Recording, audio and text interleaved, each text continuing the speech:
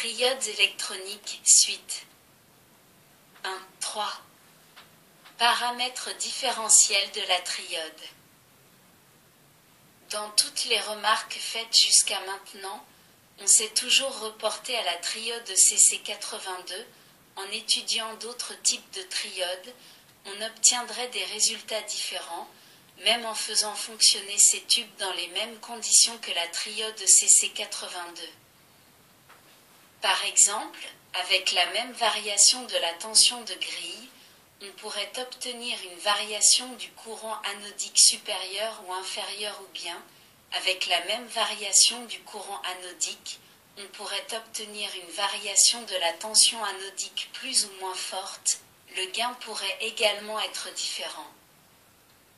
Chaque type de triode est caractérisé au moyen de grandeurs aptes à indiquer ses possibilités quand elles fonctionnent dans des conditions déterminées, c'est-à-dire avec une tension de polarisation de grille donnée, un courant anodique de repos donné et une tension anodique de repos donnée. Pour chaque type de triode, on indique 3 grandeurs, appelées paramètres différentiels de la triode. Chacune d'elles est définie d'après la variation de 2 des 3 grandeurs électriques relatives à la triode, tension de grille, courant anodique et tension anodique, tandis que la troisième reste constante. Un premier paramètre est appelé pente de la triode, symbole S, ou bien transconductance ou bien aussi conductance mutuelle. Ce paramètre indique de combien varie le courant anodique quand la tension de grille varie de 1 volt, tandis que la tension anodique reste constante. Si l'on exprime en milliampères, la variation du courant anodique correspondant à la variation de 1 volt de la tension de grille, la pente est exprimée en milliampères par volt, symbole milliampère-volt. La pente permet de connaître l'efficacité d'une triode au contrôle du courant anodique au moyen de la tension de grille, entre 2 types de triodes qui ont des pentes différentes. Celle qui a la pente la plus élevée sera la meilleure. On peut déterminer la pente d'une triode expérimentalement avec le circuit de la figure 13a. Pour cela, on règle la tension de grille de façon à ce que la triode fonctionne dans les conditions voulues et on lit sur le milliampère-mètre la valeur du courant anodique qui traverse le tube. On agit ensuite sur le curseur du potentiomètre en faisant varier de 1 volt la tension de grille et on lit de nouveau sur le milliampère-mètre la valeur du courant anodique. La différence entre cette valeur et la précédente indique évidemment de combien a varié le courant anodique quand la tension de grille a varié de 1 volt et elle donne donc directement la pente du tube.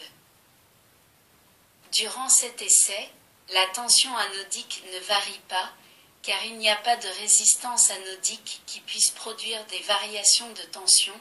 La petite résistance interne du milliampère-mètre insérée dans le circuit anodique peut être considérée comme négligeable.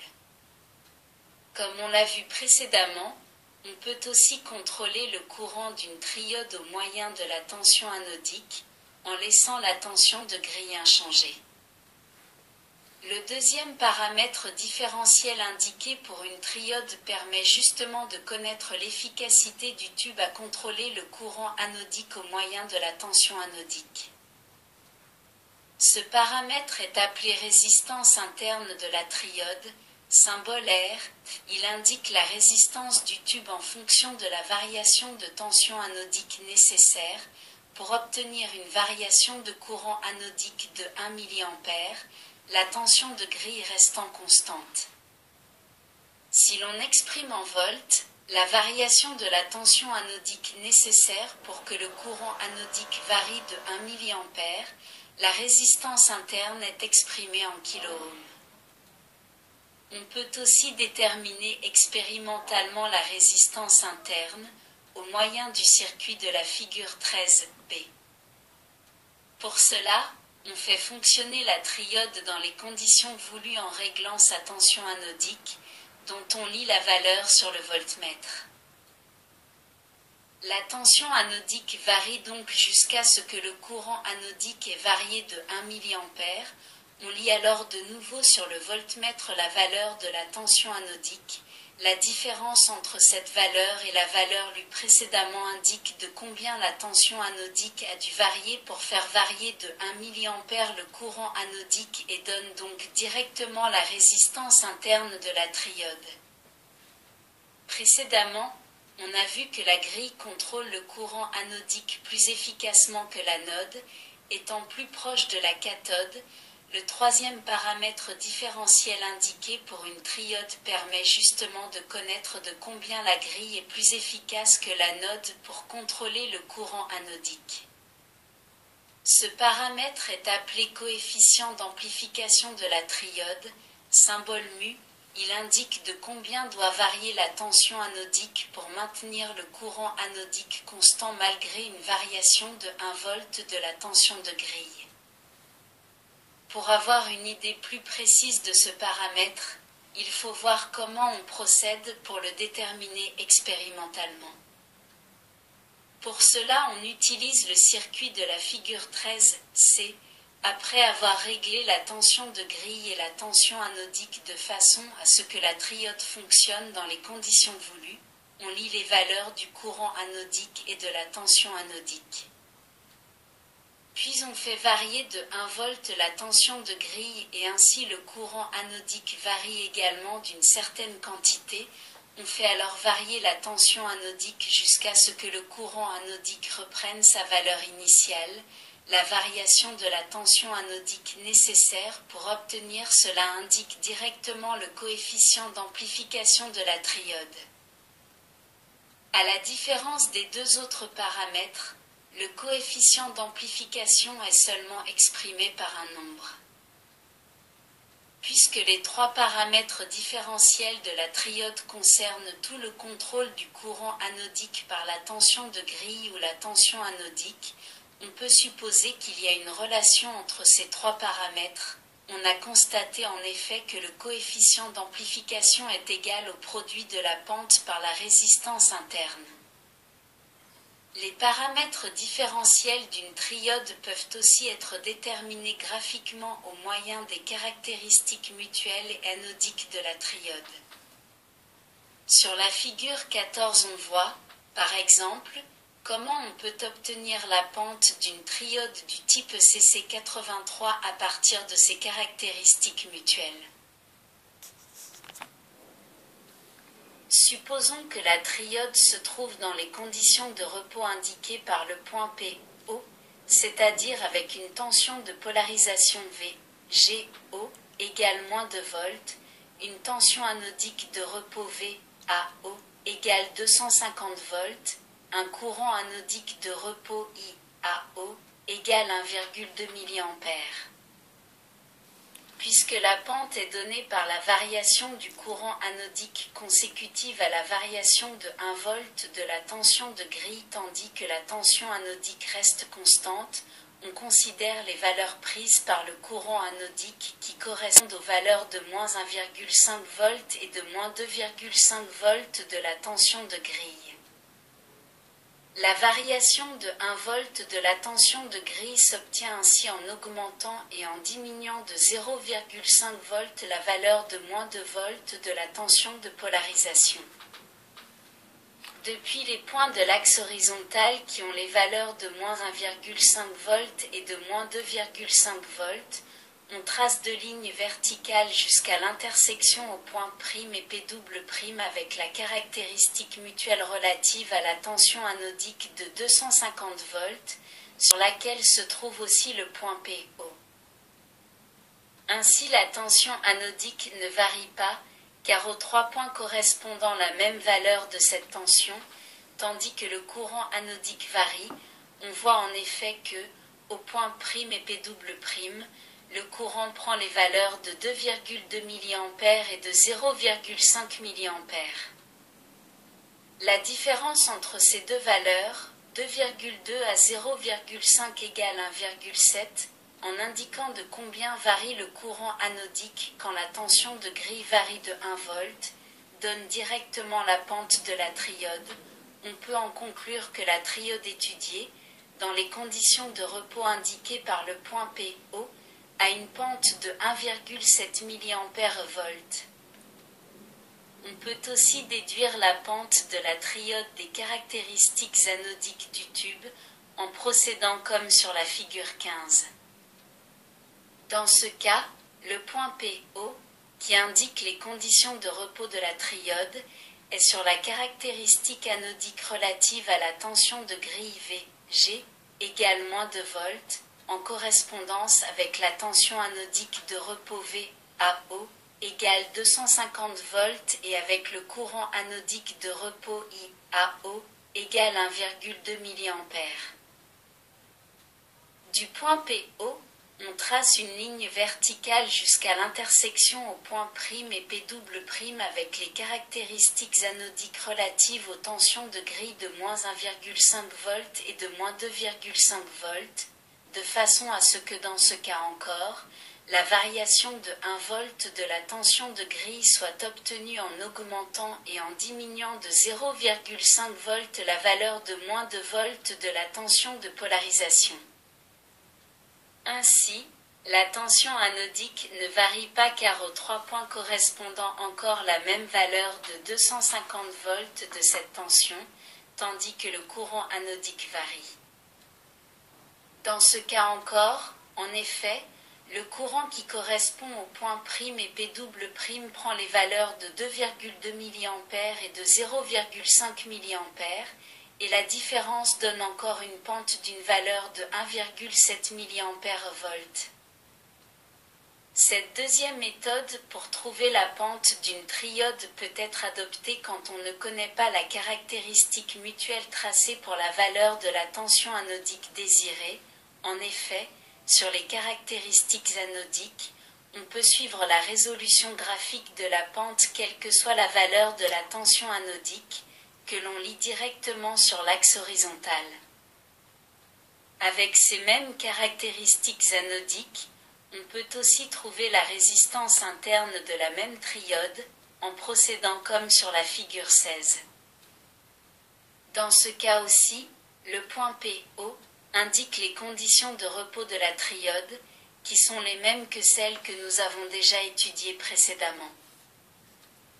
Puisque la résistance interne est donnée par la variation de la tension anodique nécessaire pour obtenir la variation de 1 mA du courant anodique tandis que la tension de grille reste constante, on étudie les valeurs que doit prendre la tension anodique pour faire varier le courant anodique entre les valeurs de 1,7 mA et de 0,7 mA, c'est-à-dire pour le faire augmenter et diminuer de 0,5 mA par rapport à la valeur de 1,2 mA du courant anodique de repos. Depuis les points de l'axe vertical qui indiquent les valeurs de 1,7 mA et de 0,7 mA, on trace deux lignes horizontales jusqu'à l'intersection au point prime et P double prime avec la caractéristique anodique relative à la tension de grille de -2 V, sur laquelle se trouve aussi le point PO. Ainsi, la tension de grille ne varie pas car aux 3 points correspond la même valeur de cette tension, tandis que la tension anodique varie et passe de la valeur de 277 V, qui correspond au point prime, à la valeur de 218 V, qui correspond au point P double prime. La différence entre ces deux valeurs, 277 moins 218 égale 59, en indiquant de combien doit varier la tension anodique pour que le courant anodique varie de 1 mA, donne directement la résistance interne de la triode.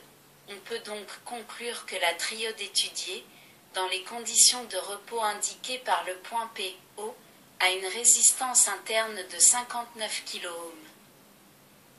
Au moyen des caractéristiques anodiques de la triode, on peut également trouver son coefficient d'amplification en procédant comme sur la figure 17, sur laquelle le point PO indique encore les mêmes conditions de repos que celles étudiées dans les cas précédents.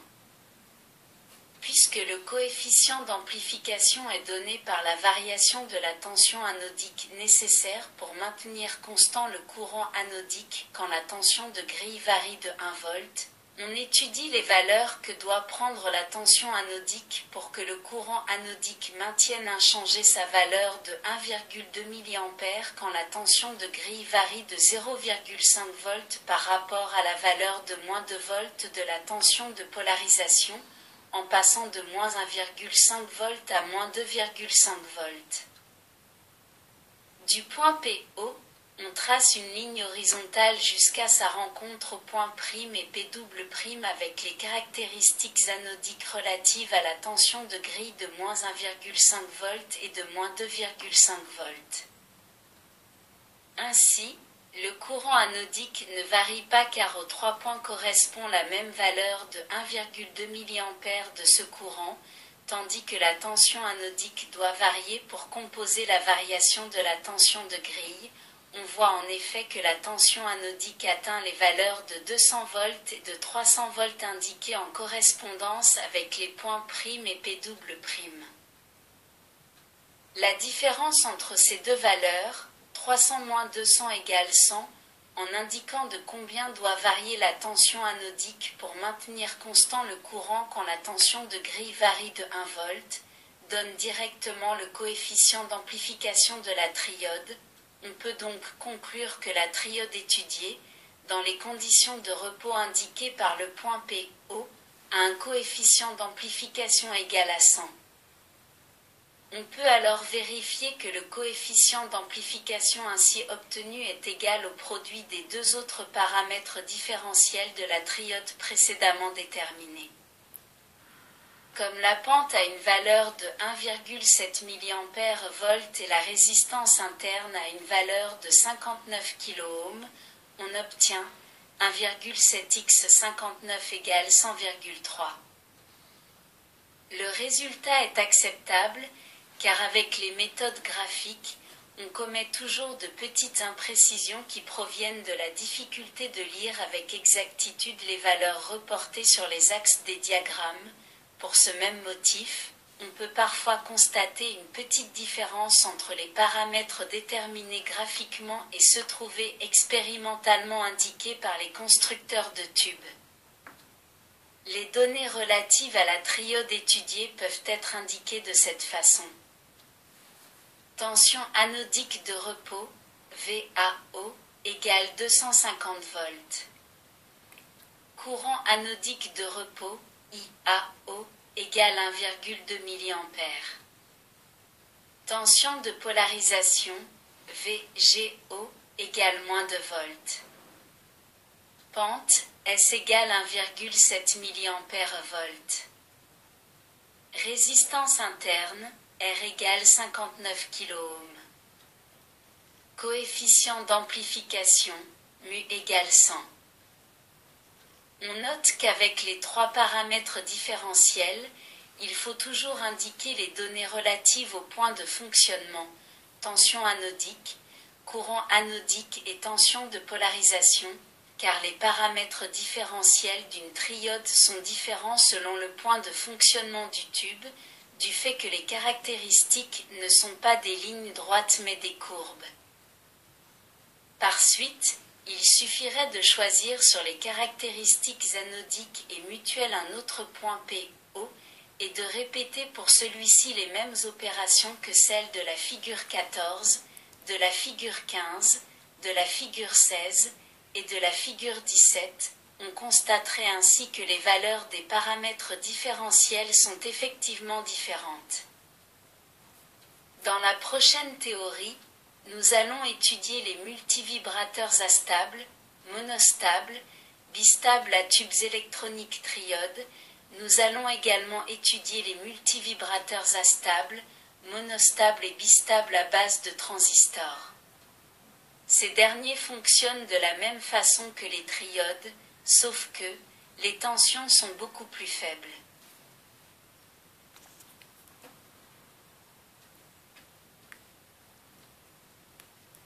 Merci de votre écoute. À bientôt.